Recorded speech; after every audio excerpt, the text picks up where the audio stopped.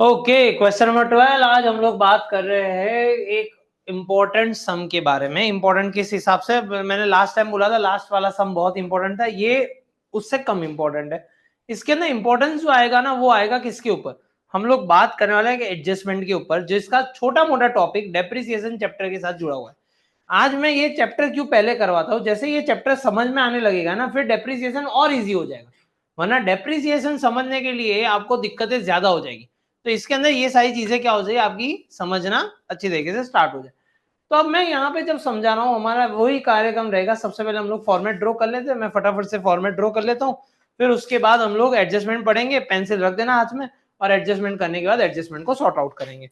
आज इस सम के अंदर मैं अभी तक एडजस्टमेंट क्यों पढ़ाता था, आपको ये क्वेश्चन आता कि सर हम लोग एडजस्टमेंट हर वक्त क्यों पढ़ते हैं, हम लोग डायरेक्टली स्टार्ट क्यों नहीं कर देते?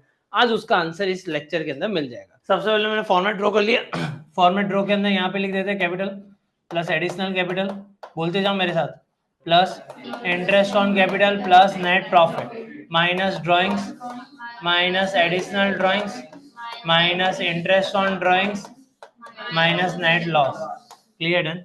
ये हमने लिख दिया, बेसिक सी चीज है। और यहाँ पे हम लोग लिख देते हैं सेल्स माइनस सेल्स रिटर्न और purchase minus purchase return. Clear done? ये मैंने बेसिक सी बातें लिख के रख दी। अब हम लोग एडजस्टमेंट पढ़ना चालू करते हैं। सो नाउ पेंसिल हाथ में रखना। Sir, after preparing trading account it was find that Baldev has taken goods worth rupees personal use which is not recorded in the books. तो पहले तो बलदेव कौन है? तो बलदेव मालिक है। तो बलदेव लेके चला गया तो उसे ड्राइंग्स बोलेंगे, तो दो जगह पे इफेक्ट आएगी। ये क्वेश्चन नंबर पहला 6 था, उसके अंदर आया था वो जब ओनर विड्रॉ करता है। पहला एक ड्राइंग्स के अंदर आता है और दूसरा परचेज में आता है। दूसरा किस में आता है? परचेज। पर साला परचेज मुझे दिखाई दे रहा नहीं है। क्लियर है? तो परचेज को अभी छोड़ देते, पर ड्राइंग्स तो मिल गया, उसको लिख देते। फिर आउटस्टैंडिंग कैरेज इनवर्ड रुपीज 3750। भाई कैरेज इनवर्ड किधर दिखाई दे रहा है? कैरेज इनवर्ड भी मुझे दिखाई दे रहा नहीं। तो मैंने यहीं पे इसके नीचे अंडरलाइन कर दी, कैरेज इनवर्ड का भी कोई पंगा आ रहा है पर मुझे दिखाई दे रहा नहीं। फिर उसके बाद आता है calculate interest on capital eight 5%। तो कैपिटल पे टिक मार्क कर लेता हूं। चलो, outstanding interest on bank overdraft is rupees 750। तो बैंक ओवरड्राफ्ट के ऊपर टिक मार्क कर लेता हूं, ये क्रेडिट साइड पे बैंक ओवरड्राफ्ट दिया हुआ है। आफ्टर प्रिपेयरिंग ट्रेडिंग अकाउंट, मतलब यहां तक आता है तो मुझे समझ में आ गया इन लोग ने ट्रेडिंग अकाउंट बना के रखा है। इन लोग ने ट्रेडिंग अकाउंट क्या कर दिया है? बनाया। ऐसा एक सम पहले भी आया था जहां पे हमने ट्रेडिंग अकाउंट का पेज ब्लैंक रख दिया था।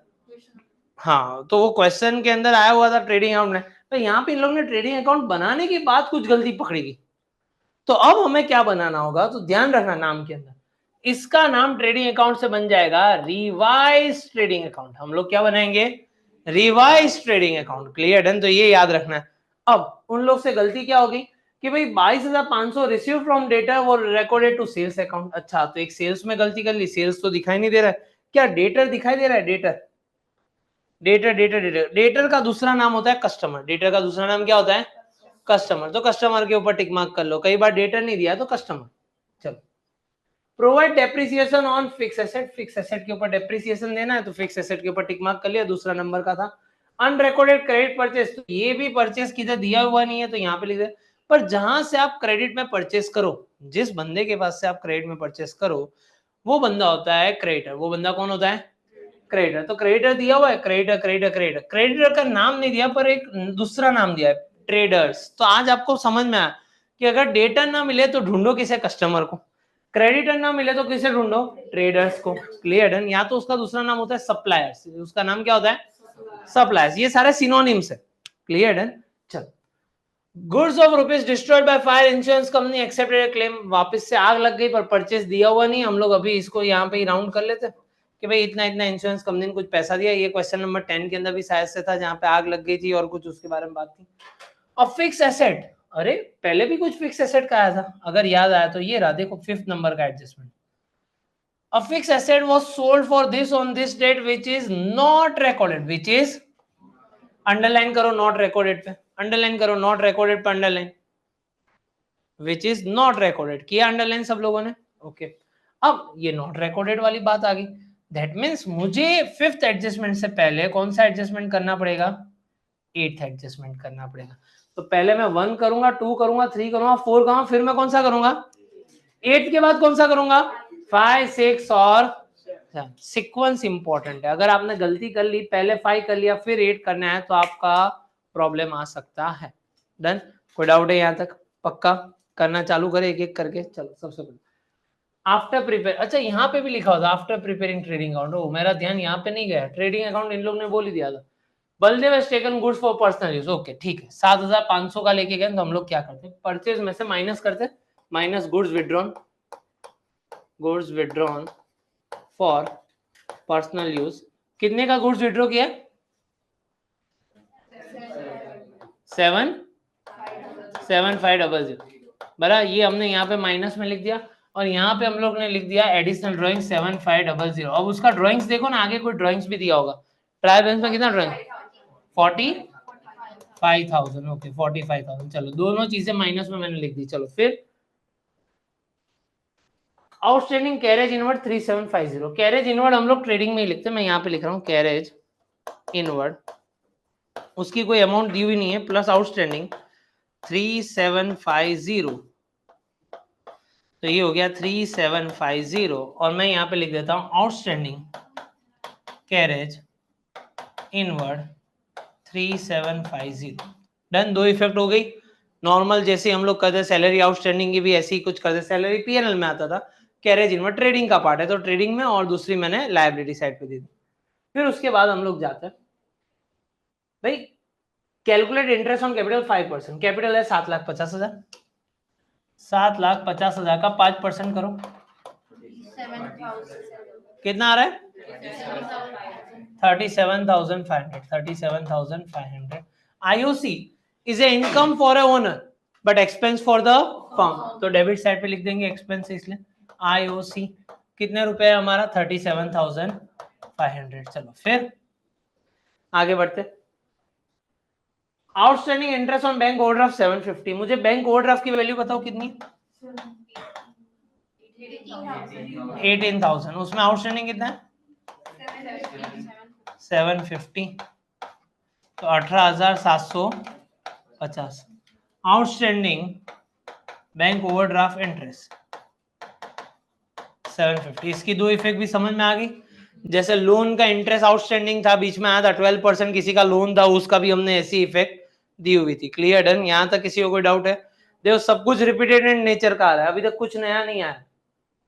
After preparing it was 22,500 receive from debtor wrongly credited to sales account, मतलब हुआ क्या, 22,500 आए थे डेटर के पास से, पर हमने लिख किस में दिया? सेल्स, तो सेल्स में से हटाना पड़ेगा, माइनस रॉन्गली रिकॉर्डेड 22,500, ये मैंने माइनस कर दिया। और इसकी दूसरी वे, क्योंकि ये डेटर ने पैसा दिया तो डेटर में से माइनस करा, डेटर की वैल्यू बोलो 2,25,000 minus not recorded, minus not recorded 22,500, करो 2,25,000 माइनस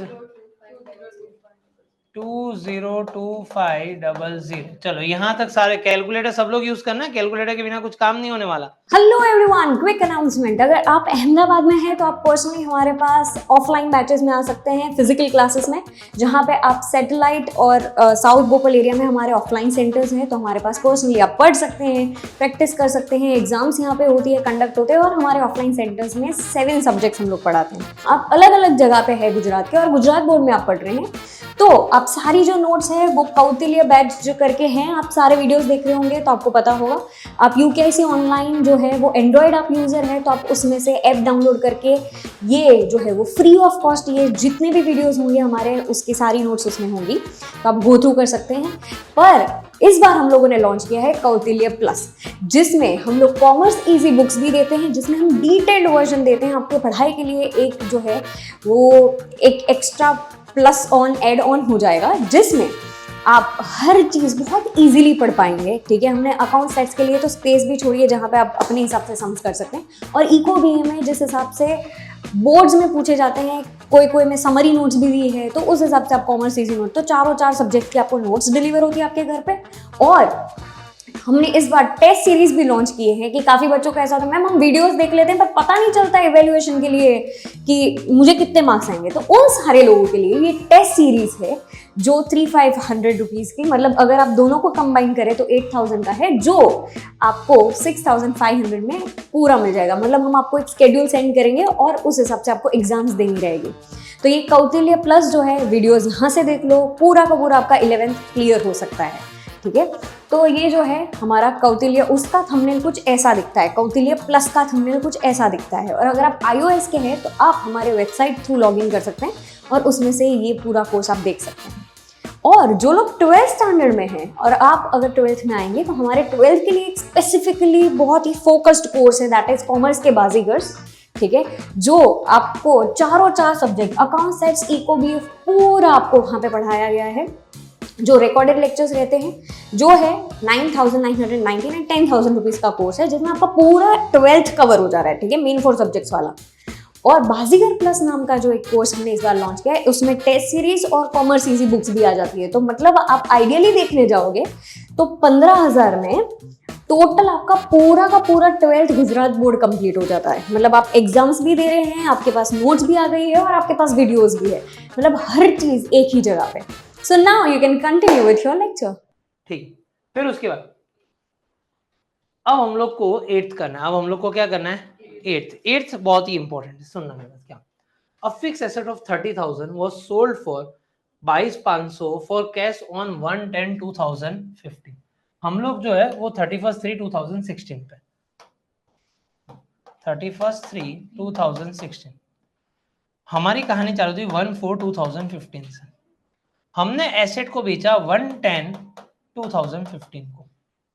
मेरे पास टोटल फिक्स एसेट कितने की थी? 6,75,000 टोटल। इसमें ये 30,000 वाला फर्नीचर भी हो गई, 675 में 30,000 वाला फर्नीचर भी होगा। ओके, तो मैंने क्या किया, 6,75,000 को 2 पार्ट में डिवाइड कर लिया। एक 30,000 वाला फर्नीचर और एक जो है माइनस करो 6,75,000 माइनस 30,000 45। क्या मैं ऐसा हो सकता है ये 6,45,000 वाला फर्नीचर था वो मैंने पूरे साल यूज किया, उसको तो मैंने बेचा नहीं, तो वो तो मैंने पूरे साल यूज किया। ओके, तो 6,45,000 पूरे साल चलेगा, तो उस पर पूरे साल का डेप्री लगेगा, उस पर पूरे साल का डेप्री है 10%, 10 डिवाइड बाई 100, तो आ गया 64500। डन। अब ये 30,000 का जो था वो मैंने कब तक यूज किया? यहां तक ही यूज किया कि इस दिन तो मैंने बेच दिया, तो वो होते हैं 6 महीने। वो कितने होते हैं? 6 महीने। सर 6 महीने कैसे? चौथा महीना, 5वां महीना, 6ठा महीना, 7वां महीना, 8वां महीना, 9वां महीना, 10वां महीना काउंट नहीं करेंगे क्योंकि पहली तारीख है। क्लियर है? तो कितने हो गए टोटल?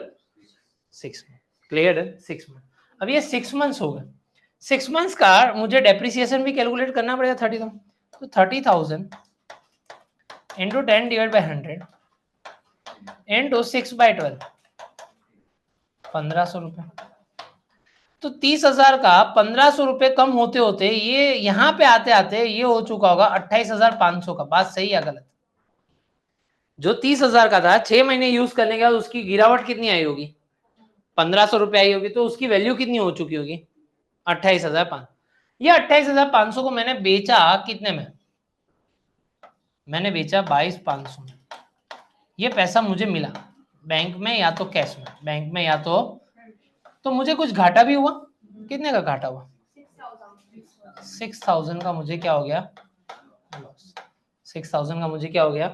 लॉस। देखो एक बार वापस से रिपीट करते हैं। हुआ क्या, हमने 30,000 का एक एसेट था वो 22,500 में बेच दिया 1/10 को, जो हमने रिकॉर्ड किया हुआ ही नहीं। हमारे पास टोटल एसेट कितने का था? 6,75,000। तो 6,75,000 के मेरे पास सारे एसेट थे, बेंच भी थी, एक कुर्सी भी थी, एक टेबल भी थी।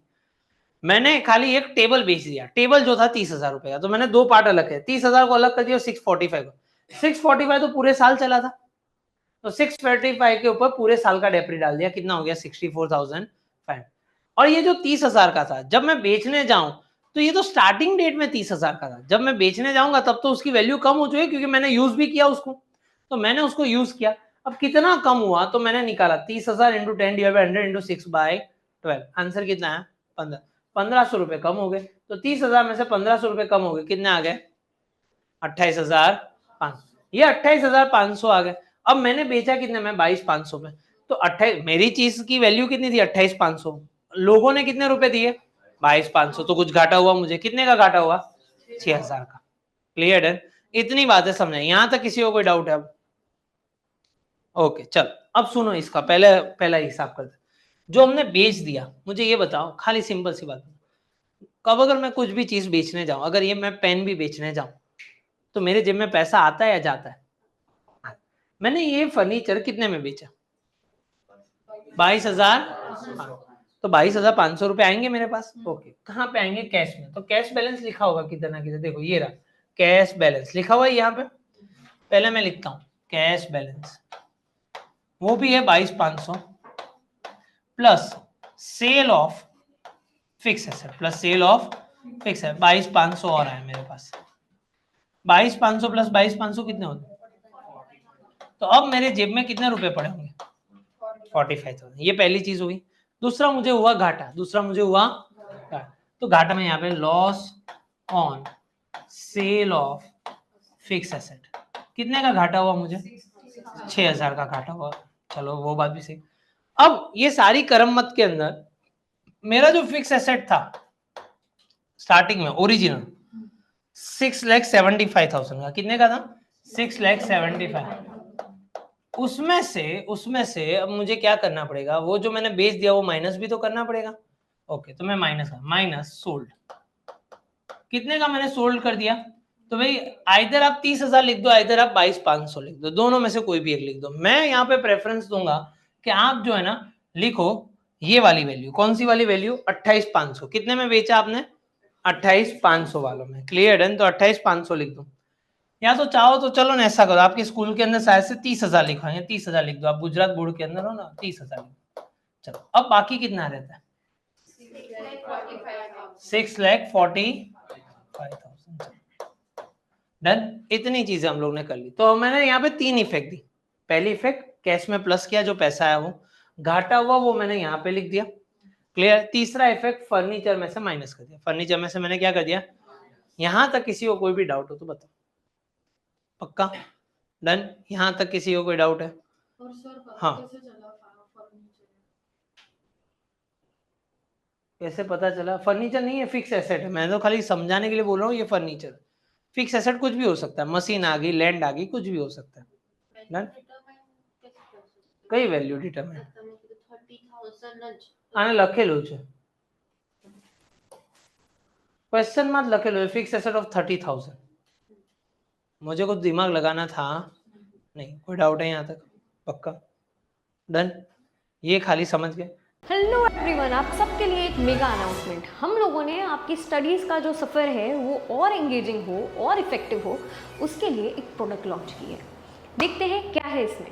अब आप लोग हमारे साथ अकाउंट्स और स्टेट्स का क्वेश्चन घर बैठे सॉल्व कर सकते हैं, क्योंकि हमने बुक डिज़ाइन की है कुछ इस तरीके से जहाँ पे क्वेश्चन है और उसके नीचे एक स्पेस दी गई है। जो हम यहाँ पे क्वेश्चन सॉल्व करेंगे वो वहाँ पे कर सकते हैं। और साथ साथ में प्रैक्टिस सम्स रखे हर लेक्चर के बाद जो आपको करना है, जिससे आपके कॉन्सेप्ट हो जाएंगे बहुत ही क्लियर और साथ साथ में नेक्स्ट लेक्चर की अंडरस्टैंडिंग हो जाएगी बहुत ही बेहतर, क्योंकि कर रहे हो हमारे साथ solve with the help of this books. Economics और बिजनेस एडमिनिस्ट्रेशन, जिसे हम लोग OCM के नाम से भी जानते हैं, हम लोगों ने नोट्स कुछ इस हिसाब से बनाई है जहाँ पे MCQs, 1 liners, 2 marker, 3 marker, 5 marker as per board pattern, जिस हिसाब से बोर्ड का पैटर्न है उसी हिसाब से फॉलो किया। और काफ़ी जगह पे काफ़ी चैप्टर्स में मैंने समरी नोट्स भी रखी है, जिस वजह से होगा क्या कि आप लोगों के लिए और ज़्यादा अच्छा हो जाएगा। क्योंकि टेक्स्ट बुक में काफ़ी बार ऐसा होता है ये डिफ़िकल्ट हो जा रहा है या कुछ हो जा रहा है, तो उसके लिए हम लोगों ने कुछ इस हिसाब से किया है। और काफ़ी चैप्टर्स में मैंने समरी भी दी है कि आप ये समरी देख लीजिए, आपके लिए और ईजी हो जाएगा। और स्पेशली अगर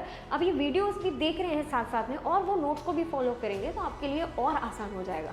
तो बच्चों, अगर आपको ये नोट्स परचेस करनी है so you don't have to worry, link मैंने ऑलरेडी डिस्क्रिप्शन में दे दी है। आपको यहाँ पे स्क्रीन पे भी दिखती होगी कि भाई आप लोगों को अगर ये नोट्स, हमारी जो अकाउंट स्टेट को भी मेन 4 सब्जेक्ट्स की जो नोट्स है वो अगर आपको चाहिए तो it would cost only ₹4,100।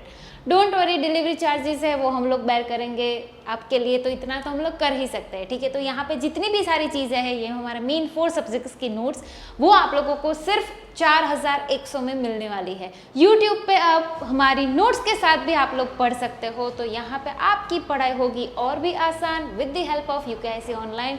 Wish you all the very best. अगर कुछ भी डाउट हो कमेंट सेक्शन में आप कमेंट कर सकते हो। तो बस हमारे YouTube वीडियोस के साथ, ये बुक्स के साथ आपकी प्रैक्टिस हो जाएगी एक लेवल ऊपर, और वही चीज़ चाहिए हम लोगों को जहाँ पे मार्क्स अच्छी तरीके से स्कोर कर पाए। तो हैप्पी लर्निंग, मिलते हैं हम लोग बाद में। Bye bye, see you, tata, आओ। अब आते हैं वापस से 5th, प्रोवाइड डेप्रिसिएशन। हमने डेप्रिसिएशन का पार्ट यहाँ पे कैलकुलेट कर लिया, हमने डेप्रिसिएशन का पार्ट यहाँ पे कैलकुलेट, क्योंकि जो डेप्रिसिएशन देना था हमें, जो डेप्रिसिएशन देना था ये छोटे वाले मशीन का, वो तो हमने यहाँ छोटे वाले फर्नीचर का, वो तो हमने कैलकुलेशन में कर लिया। अब बाकी कौन सा मशीन रहा था, ये इसका डेप्रिसिएशन हमने कैलकुलेट किया था, कितना था 64,500। तो मैं यहां से लिखूंगा माइनस डेप्री 64,500 करो माइनस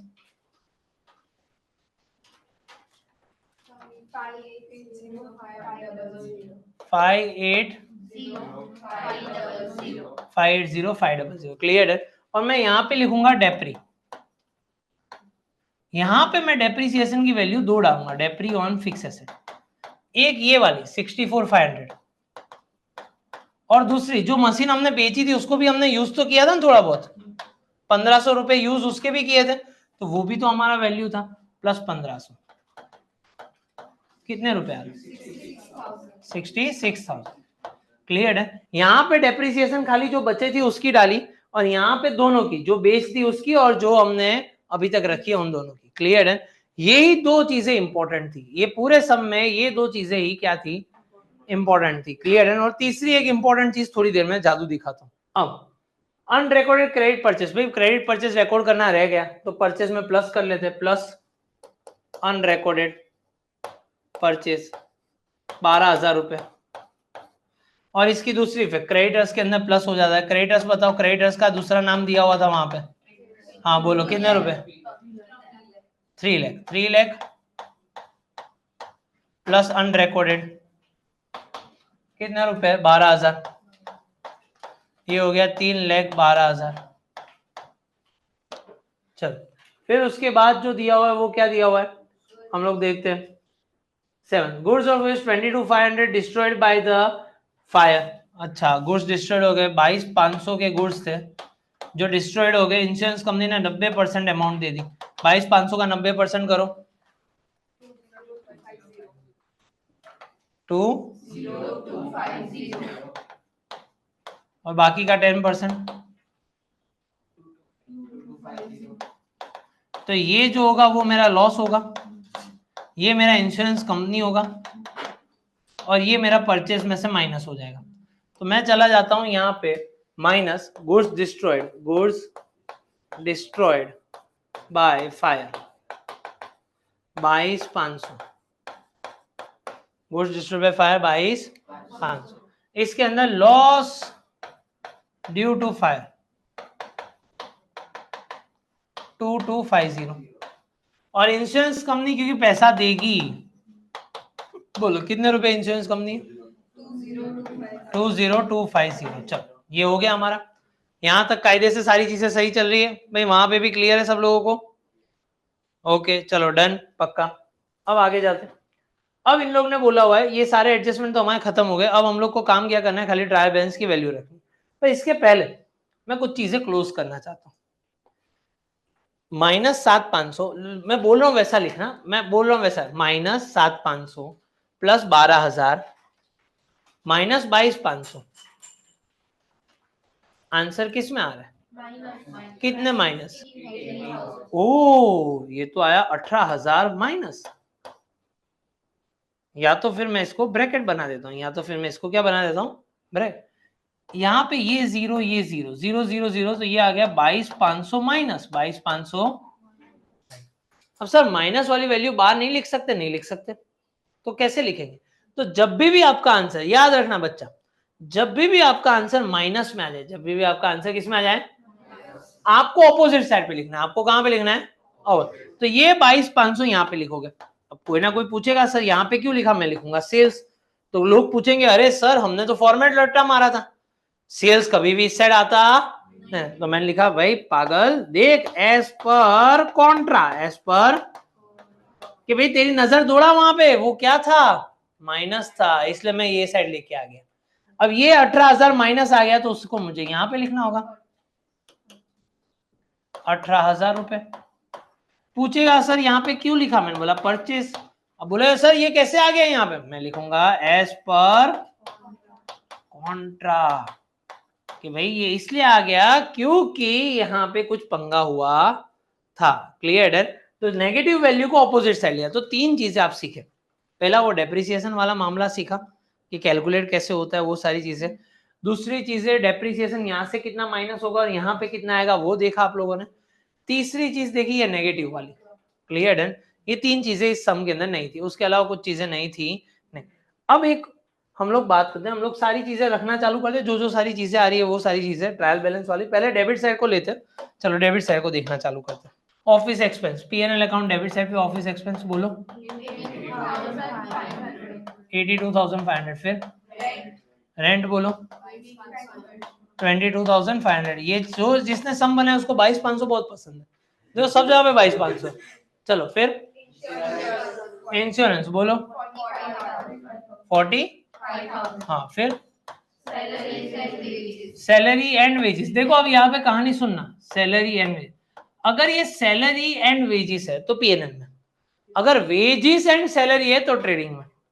वेजेस और सैलरी दोनों अलग अलग दिया हुआ है, तो सैलरी जाएगी पीएनएल में, वेजेस जाएगा ट्रेडिंग। क्लियर? याद रखना। डन? हैप्पी? दिमाग में गया?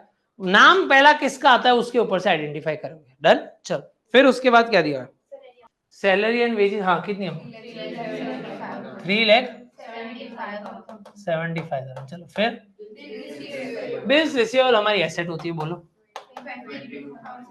22,500। फिर डिस्काउंट हमारा यहाँ पे आ जाता है, डिस्काउंट बोलो 7,500। फिर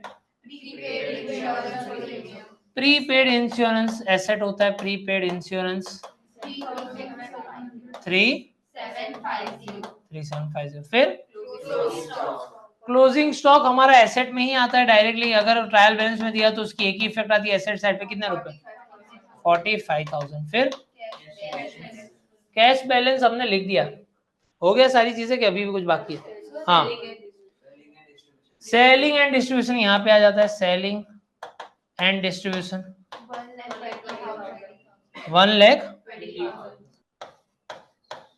चलो फिर बोनस, वो भी यहाँ पे आएगा, बोनस कितने रुपए 1875। खत्म सारी चीजें। अब रुको रुको, आपने ये मार्क किया डेबिट साइड वाली चीजें इधर पीएनएल डेबिट में आई या तो एसेट में आई। देखो व्हाइट वाला पोर्शन देखो, और अगर ट्रेडिंग बनाना होता तो यहाँ पे या यहाँ पे आता।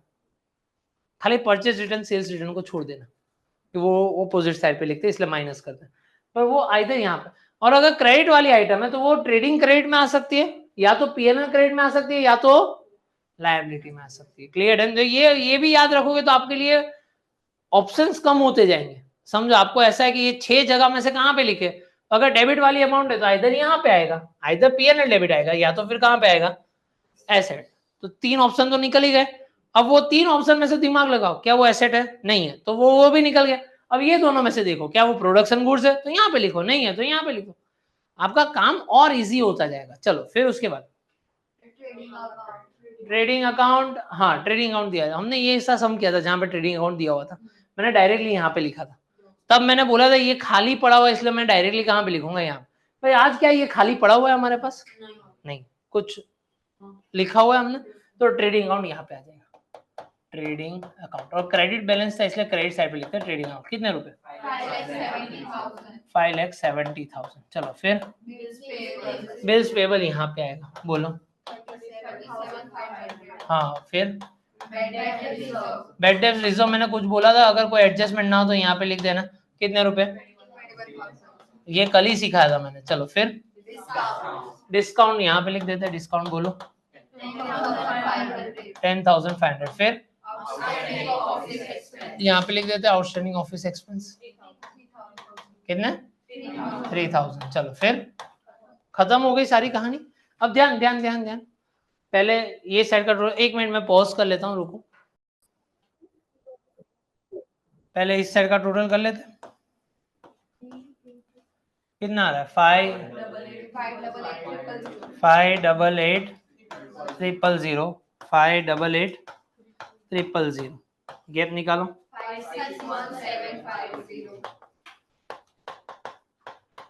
561,750 देन इसे जीपी को रिवाइज जीपी बोला, इसे क्या बोला जाता है क्लियर डन, क्योंकि रिवाइज ट्रेडिंग में से निकला, तो मैं यहाँ पे लिखूंगा रिवाइज जीपी और अमाउंट है 561,750 561,750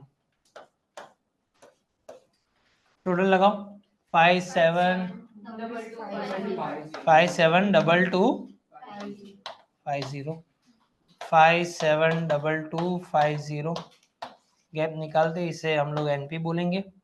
माइनस में आ रहा आंसर, ओह तो हमने गलती कर ली। सुनो, हाँ नेट लॉस हो सकता है, ऐसा कुछ जरूरी नहीं, धंधा अच्छा नहीं चल रहा है तो नेट लॉस कर दिया। पहले इस साइड का टोटल करो, अब कितना आ रहा है 3,75,000 plus 37,500 plus 82,500 plus 66,000 plus 45,000 plus 750 plus 6,000 plus 2250 plus 22,500 7,500 1,20,000 18,750। Debit side का टोटल करो पहले, 800 करो, તમે બધાએ કરવાનું છે। 851 નક્કી કરો ભાઈ, 783,500 ये बात सही है, 783,500 गैप निकालो। अब गैप निकालो यहाँ पे 211,500। पहली बार ऐतिहासिक चीज हुई, लॉस आया, यहाँ पे लिखते हैं 211,500। दो चीजें प्लस करो, तीन चीजें माइनस करो, दो चीजें प्लस करो, तीन चीजें माइनस करो फटाफट से।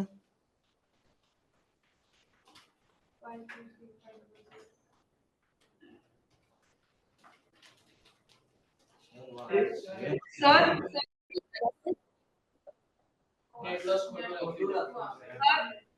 हाँ बोलो किलो PNL का डेबिट का टोटल 211,250 ઓકે આ એક આવે છે અને આ ટોટલ પણ ખોટું લખેલું છે।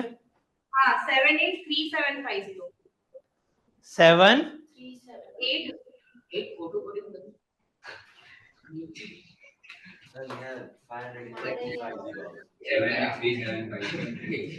783750 આ 211,500 જ આવે તો પછી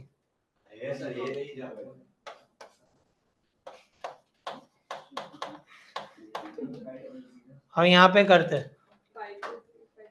7,50,000 प्लस 37,500 माइनस 45,000 माइनस 7,500 माइनस 211,500 523,500। अब टोटल लगाओ, बैलेंस शीट का टोटल लगाओ,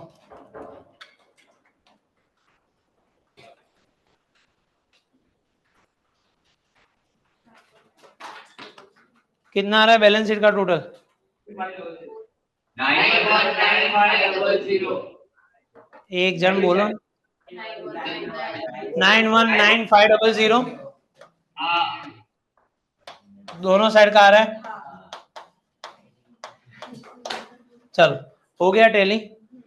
ये सम इंपॉर्टेंट क्यों था, एक तो नेट लॉस आया, दूसरा माइनस में आ जाए तो एज पर कॉन्ट्रा लिखना होता है, डेप्रिसिएशन का कैलकुलेशन था और एडजस्टमेंट पहले अलग करना था फिर हमें दूसरे करने थे, तो ये सारी चीजों को ये सम क्या बना देता है यूनिक बना देता है। क्लियर है, ये सारी चीजें प्रैक्टिस से आएगी। मैं अभी भी रिपीट कर रहा हूँ, एक बार सम देखने से कोई भी पंडित नहीं बन सकता है, वरना तो आपकी मेमोरी जो है ना वो म्यूजियम में रखनी चाहिए कि आपको एक बार देखें। इसको प्रैक्टिस प्रैक्टिस प्रैक्टिस, जितनी प्रैक्टिस करोगे उतनी चीजें हैं। सिंपल सी भाषा के अंदर मैं समझाऊं तो एक चीज बहुत ही क्लियर अपने दिमाग में डाल दो, आप जितनी बार मैं अगर सम्स को रिपीटेशन में दे रहा हूं तो कई बार आपको ये लगता है कि सर ये सम्स हम लोग रिपीट क्यों कर रहे हैं, क्योंकि होता क्या पता है, आपको आता बहुत सारी चीजें होगी, मतलब समझ में भी बहुत सारी चीजें आती होगी कि भाई चलो आज सम्मा, पर जो चीज को आपने बहुत बार प्रैक्टिस किया ना उसके अंदर आप अनबीटेबल बन जाते हो। आप में दिक्कत क्या होता है, आप उसे उतारा समझ के कॉपी पेस्ट करके आ जाते हो, पर उसको अगर वही चीज को वो सम को 3 बार अगर मैं 3-3 4-4 सम दिया आप कर दे और ऑटोमेटिकली कॉन्फिडेंस बूस्ट अप होगा। ये सम ऐसा है, ये ऑन द स्पॉट कर्मा जैसा है, ये एग्जाम बिगाड़ सकता है या तो एग्जाम अच्छी जा सकता है। समझो आप एग्जाम हॉल के अंदर हो, आपने सम किया और टैली नहीं हुआ, तो आपको उतना तो पता चल ही गया कि कुछ गलत हुआ है, अब आपका मूड गया आउट। अब ये इतना इफेक्ट करेगा, मना केम नहीं तुम, इसलिए आप मारोगे मर जाओगे कुछ भी करो, ये ऑन द स्पॉट रिजल्ट देता है। अगर ये 2 टैली हो गया दैट मींस सब कुछ सही, अगर नहीं हुआ तो सही नहीं, क्लियर डन। तो ये वाली बात आ जाती है, तो यहाँ पे ये चीज थोड़ी बहुत क्या रखनी होती है, हमें ध्यान रखनी होती है। क्लियर डन, चलो।